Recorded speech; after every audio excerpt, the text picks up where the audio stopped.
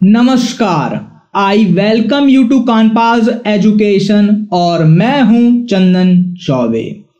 जैसे आप लोग जो इस वीडियो को देख रहे हो, आप लोग भी भारतीय हो, ठीक वैसे ही आपकी तरह मैं भी एक भारतीय ही हूं और मुझे भी काफी खुशी हुई है जब मैंने इस रिपोर्ट को पढ़ा कि इंडिया के डिफेंस एक्सपोर्ट्स 24% तक बढ़कर लगभग 15,000 करोड़ रुपए से भी ज्यादा के हो चुके हैं।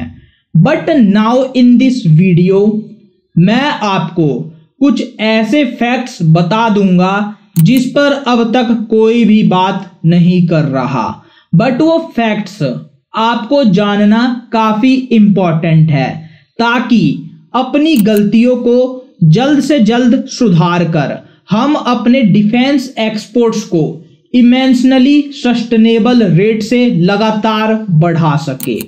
सबसे इंपॉर्टेंट बात तो ये है कि आप खुद ऑब्जर्व करो कि इंडिया का डिफेंस प्रोडक्शन 28% तक कम हुआ है।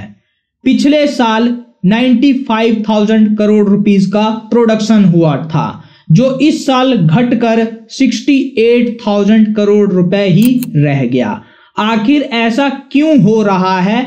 इसका ये कारण तो कतई नहीं हो सकता कि हमारी डिफेंस की नीड अब पूरी हो चुकी हो। तो डिमांड है, then why not production? This is the big question.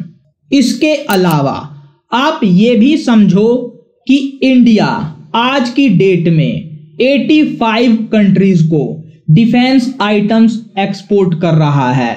But आप चौंक जाओगे ये जानकर कि इंडिया टोटल टॉप 25 कंट्रीज की लिस्ट में भी अभी as a major defence exporter नहीं आता। तो यहां पर टॉप 25 कंट्रीज की लिस्ट से आप समझ सकते हैं, और आप और ज्यादा जब चौंक जाएंगे जब इस फैक्ट को जानेंगे कि जो टॉप 10 डिफेंस एक्सपोर्टर्स हैं वही पूरे वर्ल्ड में 91% डिफेंस एक्सपोर्ट कर देते हैं। उसके बाद से बच जाता है सिर्फ एक माइनर सा 9% का शेयर, और उसमें ये टॉप 25 की बाद की 15 कंट्रीज आ जाती हैं। फिर उसके बाद नंबर आता है इंडिया के ग्लोबल शेयर का। तो एक तरफ जहां हमारा डिफेंस प्रोडक्शन इस साल भी कम हुआ, हम अभी भी नंबर 1 डिफेंस इंपोर्टर बने हुए हैं। और अभी आप बिल्कुल हैरान हो जाओगे ये जान करके कि हमारा इंपोर्ट का ग्लोबल शेयर 11% है, जो कि काफी बड़ा है। अभी कुछ एक्सपर्ट्स का ऐसा मानना है कि पिछले 8-9 सालों से भले गवर्नमेंट ऑफ इंडिया ने कितना भी प्राइवेटाइजेशन को बूस्ट करने के लिए इनिशिएटिव भले ही ले लिया हो, लेकिन इसके बावजूद भी डिफेंस सेक्टर में इसका अभी पॉजिटिव रिजल्ट हमें उतना देखने को नहीं मिल रहा है। और आपके साथ एक और इंपॉर्टेंट डाटा मैं शेयर करता हूं जिस पर आपको बहुत ज्यादा ध्यान देने की जरूरत है। अभी भी 79% हमारे देश में जो डिफेंस का प्रोडक्शन हो रहा है उसका शेयर है गवर्नमेंट कंपनीज के पास, और गवर्नमेंट कंपनीज इसको काफी धीरे से करती है और इफिशियंसी काफी कम रहती है। और यहां पर जो हमारे देश का प्राइवेट सेक्टर है डिफेंस का, उसके पास है सिर्फ 21% ही शेयर।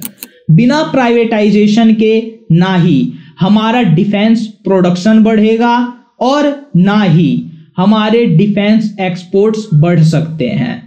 तो यहां पर प्राइवेटाइजेशन भी नहीं हो पाया है उस लेवल तक। अभी भी हमारे देश में डिफेंस की जो प्राइवेटाइजेशन है वो कैचअप कर रही है।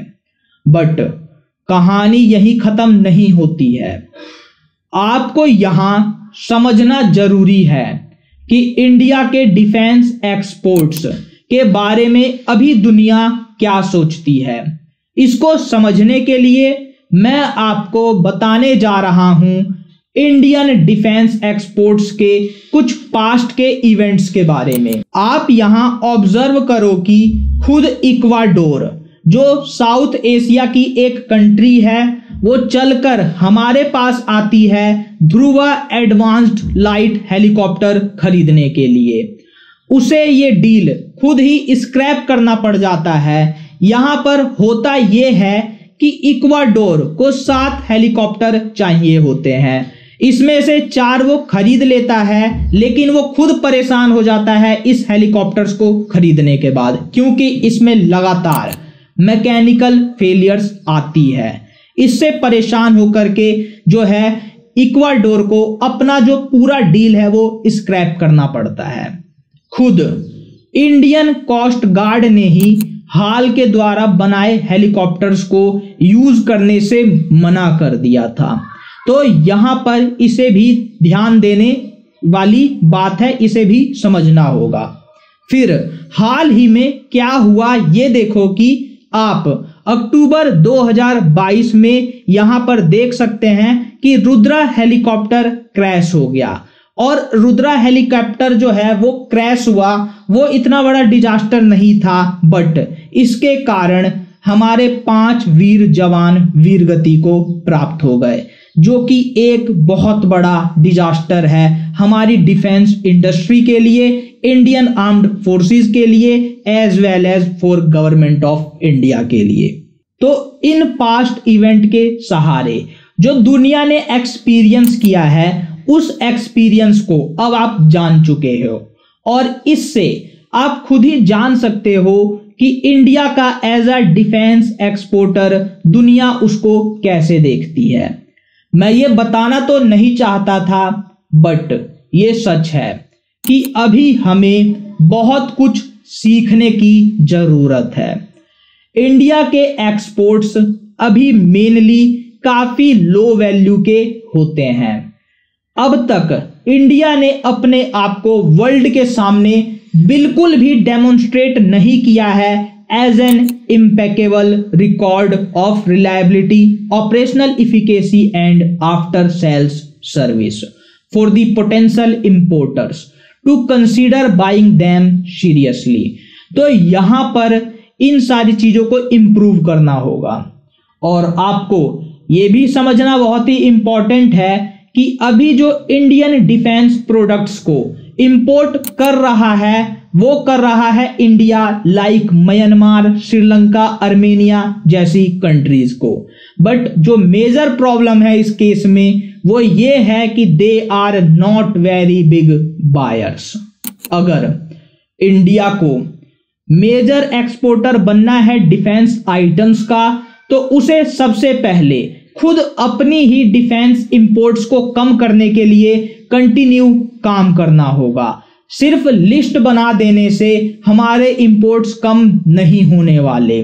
ये कर लेने के बाद आप as a confident exporter approach करोगे कुछ बड़े डिफेंस बायर्स को, लाइक सऊदी अरेबिया।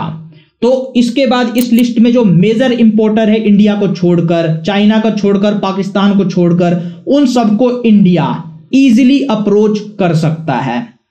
फाइनली मुझे पता है कि ये जो वीडियो है आपको उतनी ज्यादा अच्छी नहीं लगी होगी, बट जो वीडियोस में इश्यूज उठाए गए हैं वो काफी सीरियस हैं और काफी इंपॉर्टेंट भी हैं। मैं आपसे मिलता हूं नेक्स्ट वीडियो में, तब तक के लिए जय हिंद, God bless you and don't forget to like, share and subscribe.